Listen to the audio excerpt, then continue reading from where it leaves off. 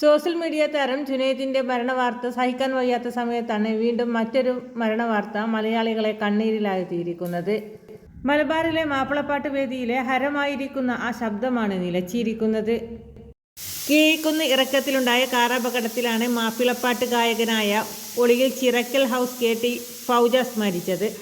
പൊട്ടിയൂരിൽ ഒരു പരിപാടിയിൽ പങ്കെടുത്ത ശേഷം കൂടെയുണ്ടായിരുന്ന ഗായകനും ഇരട്ടി ഐമസിലെ തൊഴിലാളിയുമായ പൊന്നാട് സ്വദേശി വിഷ്ണുവിനെ പഴഞ്ചേരി മുക്കിൽ ഇറക്കി വീട്ടിലേക്ക് പോകുമ്പോഴായിരുന്നു അപകടം. വിവാഹ വീടുകളിലും നിരവധി ഗാനമേളകളിലും ഫൈജാസ് തന്റെ ശബ്ദം കൊണ്ട് കാണികളെ രസിപ്പിച്ചിട്ടുണ്ട്. പാട്ടുകൾ ചിട്ടപ്പെടുത്തുവാനായി ഒളിയിൽ സ്റ്റുഡിയോയിൽ തുടങ്ങി. അടുത്ത കാലത്ത് സ്റ്റുഡിയോ നിർത്തി വീട്ടിൽ തന്നെ സെറ്റ് ചെയ്തു. നിരവധി പാട്ടുകൾ എഴുതി സംഗീതം നൽകിയിട്ടുണ്ട്. ചാനൽ പരിപാടികളിലും പാട്ടുകൾ അവതരിപ്പിച്ച് പ്രേക്ഷകരുടെ കയ്യടി നേടിയിട്ടുണ്ട്. ഇരട്ടിയിൽ പുതുതായി സ്റ്റുഡിയോ തുടങ്ങുവാൻ ഐമസ്റ്റുകളുമായി ചർച്ച നടത്തി ആലോചനകൾ തുടങ്ങി വരികയായിരുന്നു. പോസ്റ്റ്മോർട്ടത്തിന് ശേഷം ഞായറാഴ്ച ഒളിയിലെത്തിച്ച മൃതദേഹം ടൗൺ ജുമാ മസ്ജിദിലും കാരക്കുന്നിലെ വീട്ടിലും മജ്ലിസ് ജുമാ മസ്ജിദിലും പൊതുദർശനത്തിന് വെച്ചു.